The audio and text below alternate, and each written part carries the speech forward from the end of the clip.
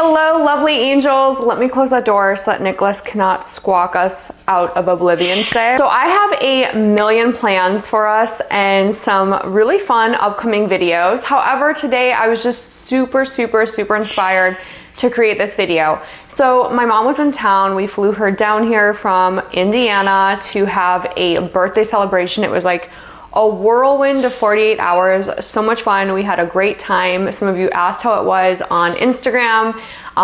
Very grateful to you guys, by the way, for those of you who do follow me on Instagram. If you don't, you can follow me here. We had a fantastic time. Now, my mom loved the perfume bottles. She was like over the moon about all the different perfume bottles, and she was really excited to actually take pictures of them so she could draw them later and paint them later.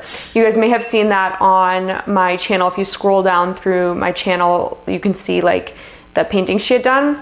Well, I have the top perfumes that she really liked and that I really liked, and I feel like these are hyper feminine. Like, these are extraordinarily feminine, beautiful niche fragrances. Top 5 warm, floral, feminine niche perfumes.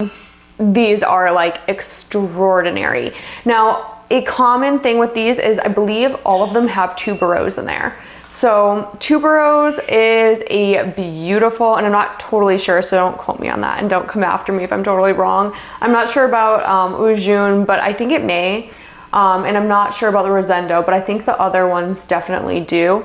Now, tuberose can be a little more mature. Like, we do see that in Dolce & Gabbana, the one. That is a more mature scent. It is very elegant, but it's not necessarily super warm and sugary, like that sunshine type of tuberose. It's more of kind of like a drier tuberose.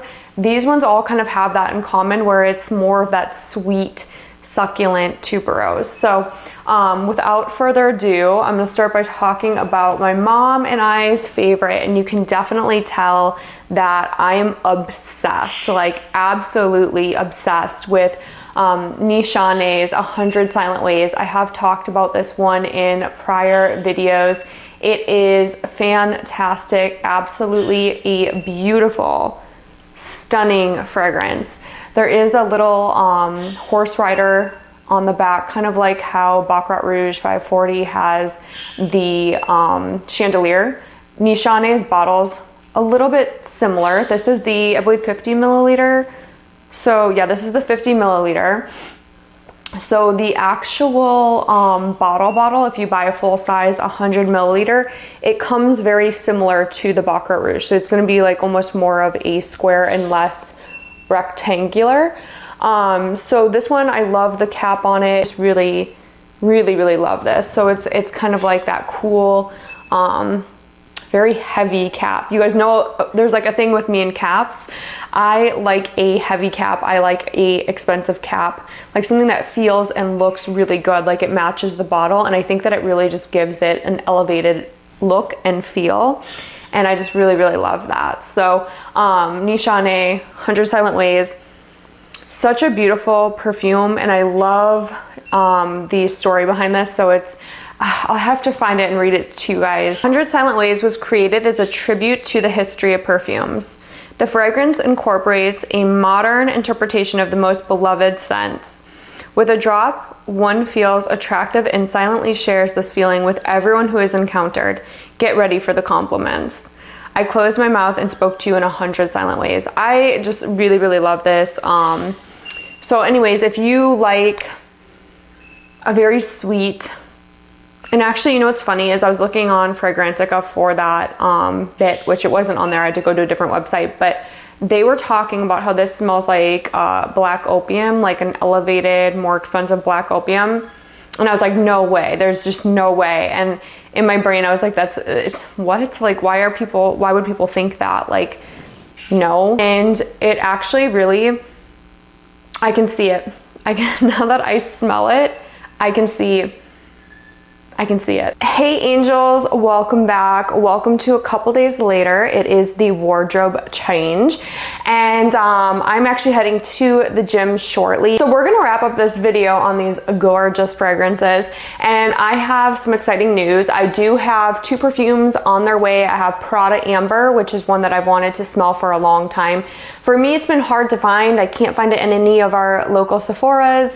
It's not in any store that I've seen Prada being sold at. So for me, I loved Prada Paradox. You guys probably have seen that video. If not, I'll try and link it here. And if you haven't smelled it yet, I highly encourage, if you like those sweet, very addictive, very strong projecting fragrances, it is a must. But Prada Amber, I've wanted to smell that one for quite a while, so I'm super excited that I'm going to be getting that shortly. So I definitely want to do a video on that, kind of review that, let you guys know my first initial thoughts on that. So I may do an actual unboxing with you guys on here. And then I do have Paco Rabanne 1 Million Elixir coming, which is going to be like a video for the guys. So that's going to be probably a totally separate video, but I think it will be fun. So it'll be like 2 amber scents, one for the guys, one for the girls. Maybe I'll do the video together. Let me know in the comments which you prefer. So let's get back into this video. I believe we talked about 100 Silent Ways, but I'm going to kind of over recap just in case I missed anything. So 100 Silent Ways, absolutely love this perfume. This has been one of my go-tos. You can see I've done a huge dent inside of this bottle. It is truly, truly, truly beautiful. Love it, and I do wear it quite a bit. The next one is a newer one, the Rosendo Mateu. A little bit more mature, very sexy, very rich. This one smells almost kind of green on the dry down. Oh my gosh, this is just so pretty. It's like this very elegant jasmine. The sandalwood's unreal. It's a very like crisp sandalwood. It's very much like I picture the person who wears this very, very, very much like super put together, like pearl earrings. Like I don't know why I'm getting this, like either diamonds or pearls, like very understated elegance though, like nothing too flashy.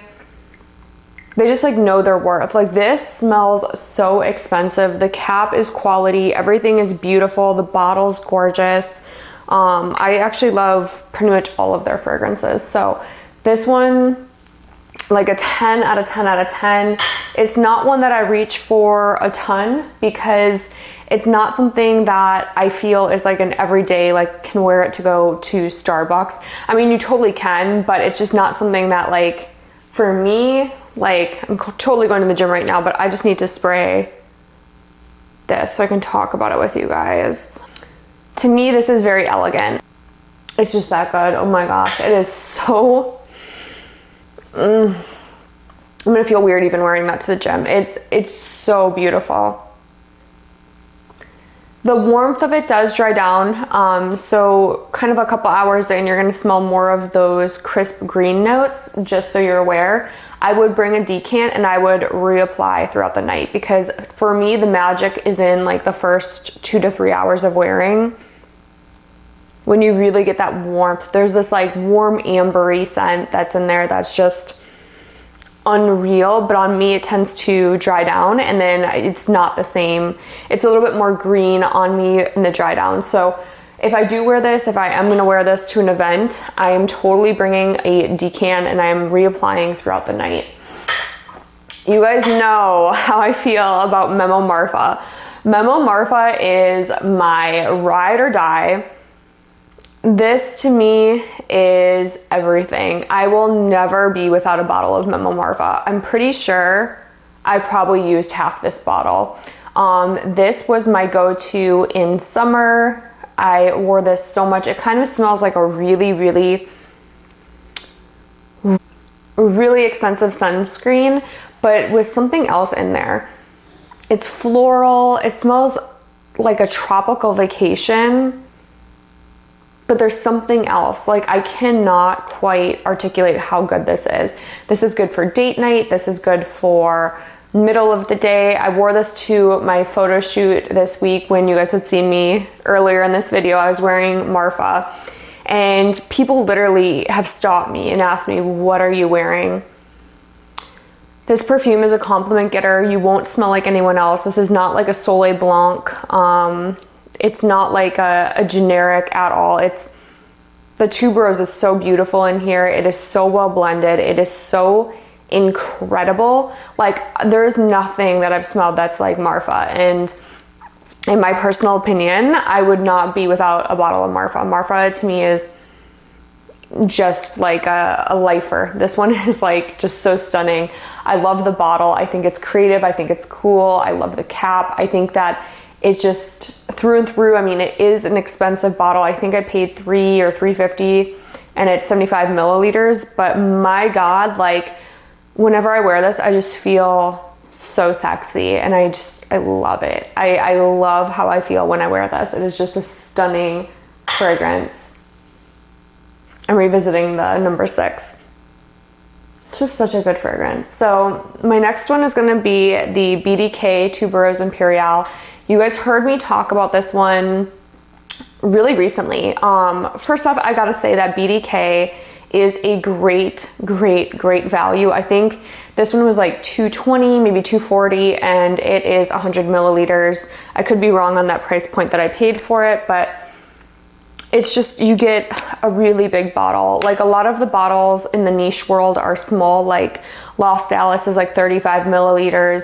The fact that this is 100 milliliters is kind of crazy. So you do get a ton of juice in here. The bottle's beautiful. The cap is stunning. Absolutely amazing perfume house. Like it is just next level, like so good. I haven't smelled a BDK that I'm like, absolutely not, I would never wear that. For the most part, I would wear pretty much any of the BDKs. And I do have to talk about the rest of the BDKs because I do own quite a bit in the 9 milliliter and I've had them for a very long time. So like Rouge Smoking, Tobacco Rose, which is phenomenal in the fall. Creme de Coeur, there's so many. And I'll have to do like Bouquet Henri. There's a couple that I definitely want to bring onto the channel and talk about because they are just so beautiful, so stunning. So we will definitely be doing that. This one to me is a little bit more elegant than Pas Ce Soir. So if you are someone who likes the tuberose and you like a very warm, rich, sugary tuberose, Tuberose Imperiale is like, it is just such an elevated, classy, stunningly warm perfume. This is like the sun is just kissing your shoulders. There's white florals in the air. It is just so like tan skin and good vibes. This is just such a beautiful, beautiful, beautiful perfume. And I've already worn this quite a bit. I think that this one is probably going to be one of my ride or dies. Like all of the ones that I have out right now are probably my most worn. So when I reach for perfume, the vibe that I really, I guess, am going for most of the time is this vibe. So it's like the rich, floral, smells insanely beautiful, insanely elegant. That's really kind of like what I reach for most of, because my collection, these are my most worn out of my entire collection. So yes, I do have like Ariana Cloud. I have ones that I gravitate towards because they're such easy grab and goes. But these ones to me just smell rich, bold, sugary, warm. Like they're such happy perfumes. Like it's just, you can't help but be in a great mood when you're wearing these. The next one is Ujun by Fragrance du Bois. I am in love with Fragrance du Bois. I think Fragrance du Bois is one of the most amazing houses on the market. It smells rich, it smells powerful, it smells so good. The ingredients are of the highest quality and I just can't help but love Fragrance du Bois. I own 5 of the Fragrance du Bois and I love them. I love that you can layer them. I love that you can play with them, create your own unique scent, but everything smells good. You know it's gonna smell good.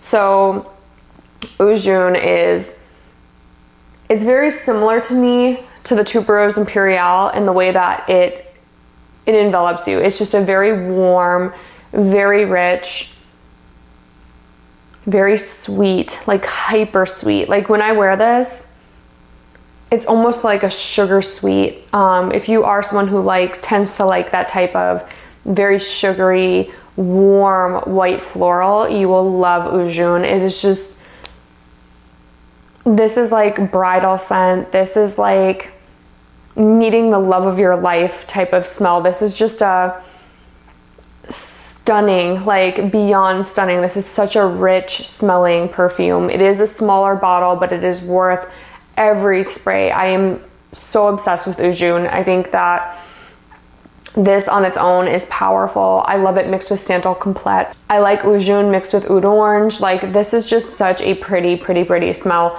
I love it by itself. But with Santal Complete, it just creates this beautiful cloud that I've had people who are just like, what are you wearing? Like, what is this? I need to know. Like, these two together are massive compliment getters, and people just find them to be absolutely intoxicating. Like, I noticed that people just like want to be a little bit closer because it just smells so warm and comforting and inviting and elegant and rich. It's just such a beautiful combination. So Ujun, absolutely next level.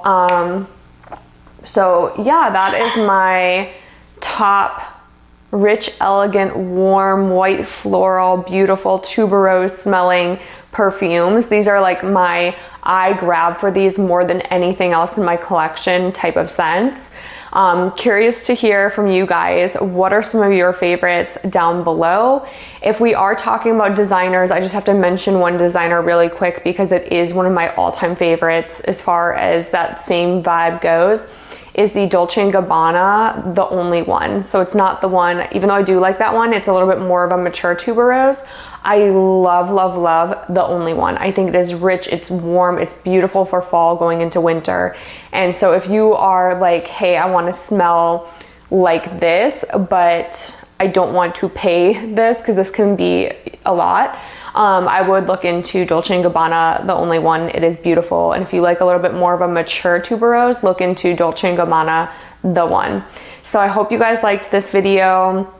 I can't wait to hear from you. What are your favorites going into fall? Do you like any of these? Have you been wearing any of these? What are your top worn fall scents? I know a lot of you are probably going to say Gris Charnel, and it looks like Blanche Bette, the new one that I got from the perfumery here, has been a huge hit. A lot of you guys are loving Blanche Bette, so it's really cool to see a house that, to me, seems like it's a smaller house doing so well and reaching so many people, and people are just loving it. I think it's such a unique scent. It's absolutely fabulous, and so curious to hear from you guys. What is your scent of the day? What are you loving for fall? And I'll see you guys in the next video.